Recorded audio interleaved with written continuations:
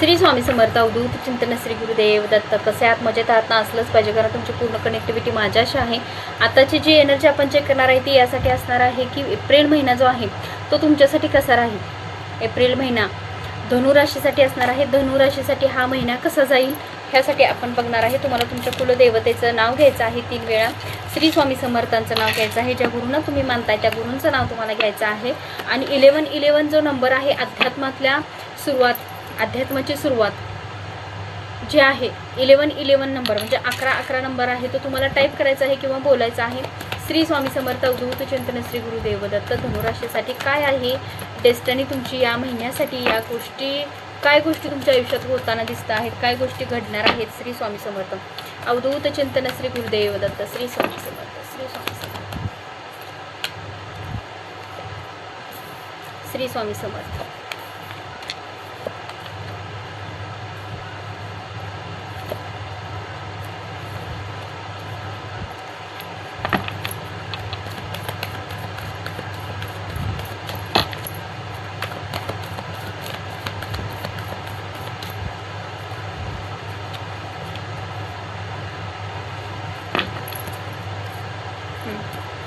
तर श्री स्वामी समर्थ अवधूत चिंतन श्री गुरुदेव दत्त. धनुराशीसाठी आहे. धनुराशीसाठी तुमच्या आयुष्यामध्ये एक नवीन व्यक्तीची एंट्री होते. नवीन गोष्टी तुमच्या आयुष्यात घडत आहेत. नवीन संधी तुमच्या आयुष्यात चालून येते. एखादे विरोधक तुमच्या जर असतील, कोणीही असतील विरोधात, ते तुमच्या बाजूने न्याय लागताना दिसतोय. तुमच्या बाजूने तुमचं वर्चस्व वाढताना दिसतंय. तुमच्या बाजूने काही गोष्टी तुमच्या मनासारख्या घडताना दिसत आहेत, जेणेकरून या महिन्यामध्ये तुम्हाला सगळ्या गोष्टी पॉझिटिव्ह राहतील, चांगल्या राहतील. पैशा संदर्भात फक्त कुठंतरी तुमचा आर्थिक परिस्थिती कुठंतरी तुमची थोडीशी मंदावताना दिसते.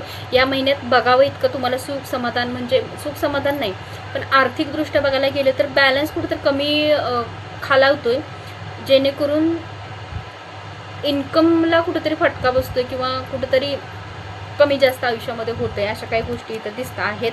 आणि दुसरं असं आहे की घरामध्ये थोडंसं वातावरण बिघडेल, थोडंसं वादविवादाचं दिसतंय किंवा एकमेकांचे मतभेद होताना दिसतंय, त्रास होताना दिसतोय. एकमेकांशी विश्वास एकमेकांचा विश्वास जो आहे तो कुठेतरी व्यवस्थित नाही आहे तुमच्या दोघांमध्ये किंवा घरच्यांमध्ये.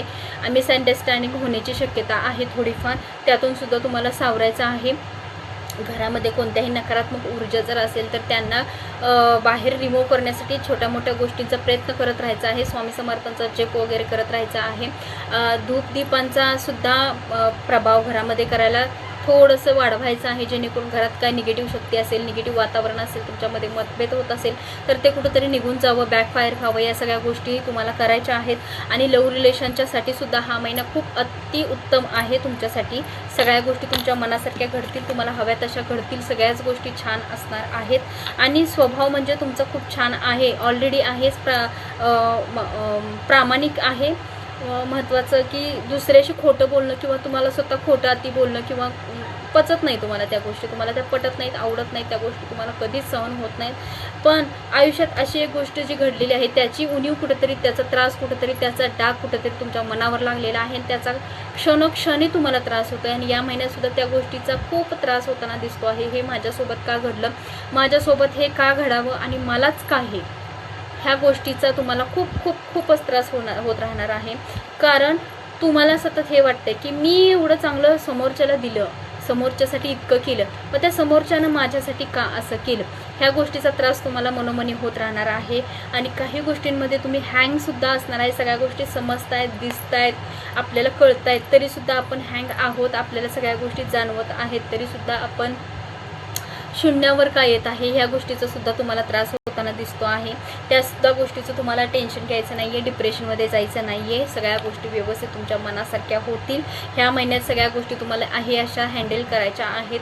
इतकं टेन्शन घेण्यासारखं काही नाही आहे. पण बाकीच्या गोष्टी तुमचं वर्चस्व वाढताना दिसतं आहे, जेणेकरून तुम्ही ज्या गोष्टीसाठी समोरचा एखादा व्यक्ती जर तुमच्या विरोधात असेल किंवा एखादं काम तुम्ही हाती घेतलेलं असेल तर त्यात कुठेतरी वर्चस्व मिळताना दिसतं आहे. तुम्ही एका नातेवाईकांच्याकडे गेलेला असाल किंवा एखादी व्यक्ती तुमच्याशी कॉन्टॅक्टमध्ये नवीन आले असेल किंवा नवीन एखादं काम तुम्ही हाती घेतलेलं असेल तर त्यात सुद्धा तुम्हाला वर्चस्व म्हणजे प्रतिष्ठा, एक चांगली व्यक्ती म्हणून तुम्हाला म्हणतो ना आपण, एक चांगलं स्टेटस, एक चांगली व्यक्ती म्हणून तुम्हाला जो पुरस्कार म्हणजे एक चांगलं क्रेडिट मिळतं ते तुम्हाला मिळताना दिसते. पण पैशासंदर्भात म्हणा, आर्थिक परिस्थिती म्हणा, आर्थिक गोष्टी म्हणा, ते कुठंतरी मंदावताना दिसते. त्यात कुठेतरी कमी यश आहे तुमचं, अति प्रमाणात कमी नाही पण कमी आहे, मध्यम राहणार आहे, खूप चांगलं राहणार नाही, तुम्हाला हवं तसं राहणार नाही. कवड्यांवरती आपण बघूयात की तुमचं आता काय आहे डेस्टिनीमध्ये. महत्त्वाचं तुम्हाला आपल्या कुलदेवतेचं 3 वेळा नाव घ्यायचं आहे, आपल्या कुलदेवतेचं 3 वेळा नाव घ्यायचं आहे आणि श्री स्वामी समर्थ महाराजांचं नाव घ्यायचं आहे आणि आपल्या ज्या इच्छा मनोकामना आहेत त्या तुम्हाला माझ्यासमोर आपल्या आईला, आपल्या तुळजाभवानी म्हणा, आपल्या आई रेणुका माता असेल, तुमची काळू आई असेल, सगळ्या आपल्या आईच असतात. नावं जर वेगळे असतील तर त्यांची रूपं एकच आहेत. आपल्या आईचं नाव तुम्हाला घ्यायचं आहे. श्री स्वामी समर्थ. आई रेणुका मातेच्या नावानं चांग भलं जाण्याच्या नावानं चांग भलं. श्री स्वामी समर्थ महाराज की जय. ओम नमो आदेश. श्री स्वामी समर्थ. श्री स्वामी समर्थ. मुलांच्याकडे लक्ष ठेवायचं आहे, मुलांना फिरायला वगैरे घेऊन जायचं आहे, मुलांना आता टाईम द्या जेणेकरून त्यांचं एक्झाम वगैरे असतील तर त्यांनासुद्धा तुम्हाला या महिन्यामध्ये थोडासा वेळ देणं गरजेचं आहे. मुलांच्यावर लक्ष ठेवण्याची गरज आहे. दुसरं असं की 1 2 3 4 5 5 5 सिंह. चिडचिड करायची नाही आहे, चिडचिड करायची नाही आहे. निर्णय पटकन कोणत्या गोष्टीचा घ्यायचा नाही आहे. कोणत्या गोष्टीचा निर्णय घेताना तुम्हाला अगोदर 10 वेळा विचार करायचा आहे आणि मगच त्या गोष्टीवर विचार करून निर्णय घ्यायचा आहे. रागाच्या भरात कुणाला काही बोलायचं नाही.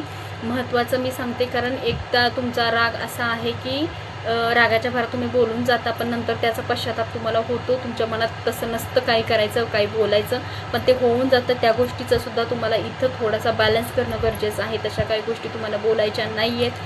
रागावरती कंट्रोल ठेवायचा आहे, समोरच्याचा विचार करायचा आहे किंवा स्वतःचा विचार थोडा करायचा आहे. श्री स्वामी समर्थ. अजून असं आहे की 1 2 3 4 थर्ड पार्टी सिच्युएशन तुमच्या आयुष्यात सुरू आहे.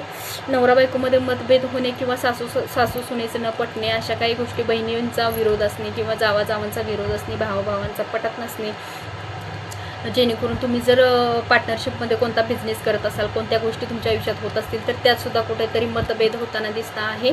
पण ते इतकं नाही आहे की मतभेद होऊन तुम्हाला काहीतरी त्रास होईल. ते कुठेतरी वर्चस्व गाजवताना दिसता आहात तुम्ही, कारण मी मगाशीच सांगितलं तुमच्यात तशा काही गोष्टी घडताना दिसत आहेत. त्यातसुद्धा तुम्हाला यश आहे. देवीचा उजवा कौल आहे तुमच्यासाठी, पण देवीने काही गोष्टी तुम्हाला उघड सांगितलेल्या आहेत, त्या तुम्हाला पाळायच्या आहेत आणि त्या तुम्हाला फॉलो करायच्या आहेत. आता दुसरं जे आहे ती ही डेक मला प्रेझेंट म्हणून आलेले आहे. प्रेझेंट आलेले आहे म्हणजे माझं हे चॅनल जे आहे इंस्टाग्राम यूट्यूबचं चॅनल जे आहे ते बघून मला हे हिंदीमध्ये, म्हणजे मी मराठी रीडिंग करते ना, मराठी रीडिंग करते म्हणजे कंपल्सरी अजून मराठीमध्ये जनरली जास्त कोण रीडिंग करत नाहीत. आणि माझं स्टेटस म्हणजे मी जेव्हापासून चॅनल ओपन केलं त्याची ग्रोथ बघून त्यांनी मला हे प्रेझेंट पाठवलेलं आहे. मी त्यांचे आभारी आहे, त्या ताईंची, त्या गुरूंची, त्या दादांची. त्यांनी मला हे प्रेझेंट दिलेले आहे. ते माझ्यापेक्षा खूप खूप खूप मोठे गुरु आहेत, खूप छान आहेत. माझा चॅनलची सतत बघत असतात. त्यांनाही वाटलं की मला हे हिंदीमध्ये थोडंसं, म्हणजे हे इंग्लिशमध्ये सुद्धा आहे आणि हिंदीमध्ये सुद्धा आहे. मग त्यांनी हे हिंदीमध्ये माझ्यासाठी खास मला प्रेझेंट म्हणून त्यांनी पाठवलेलं आहे. त्यामुळे मी त्यांचं खूप खूप खूप आभारी आहे. आणि माझ्यापेक्षा जास्त छान प्रगती त्यांची आहे आणि त्यात अजून स्वामींनी त्यांना बळकट द्यावं, जेणेकरून ते अजून पुढे जाऊन त्यांचा इतिहास घडवावेत. तसंच हा आशीर्वाद, हा संदेश आपल्यापर्यंत पोचला आहे.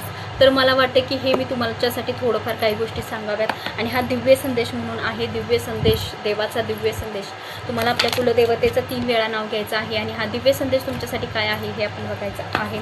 श्री स्वामी समर्थ. अवधूत चिंतन. श्री गुरुदेव दत्त. श्री स्वामी समर्थ.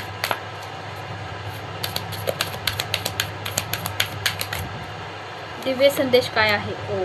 कल्पवृक्ष म्हणजेच आपल्या औदुंबराचं झाड आहे. आपकी कोई पुराणी मनोकामना जल्द ही पूर्ण होणी वाली है. तुमची काहीतरी मनोकामना असेल ती लवकरात लवकर पूर्ण होताना दिसत आहे. खरंच कॉंग्रॅच्युलेशन, कारण हा दिव्य संदेश घेण्यासाठी सुद्धा तुम्हाला 1111 नंबर टाईप करायचा आहे आणि ओम नमो आदेश, आपल्या देवाचं नाव घ्यायचं आहे, आपल्या कुलदेवतेचं नाव घ्यायचं आहे. तुम्हाला असं म्हणजे वाटून देऊ नका की ताई कमेंट करायला सांगते म्हणजे ते काहीतरी असेल, पण यामागं पण रहस्य आहे. तुम्हाला ते फॉलो करायचं आहे. नुसतं रीडिंग बघायचे आणि जायचं नाही आहे, कारण खूप जण रीडिंग बघतात. जवळजवळ 1000, 800, 900 इतके व्ह्यूज येतात चॅनेलला, पण त्यापैकी मेसेज पण तितके हवे आहेत जेणेकरून आपल्या या चॅनेलला किंवा तुम्हाला काहीतरी रिस्पॉन्स मिळावा. तर हे जल्दीही लवकरात लवकर तुमची कोणती तरी विश कंप्लीट होताना दिसते आहे. आणि यासाठी उपायसुद्धा तुम्हाला सांगितलेला आहे. किसी मंदिर परिवार में एक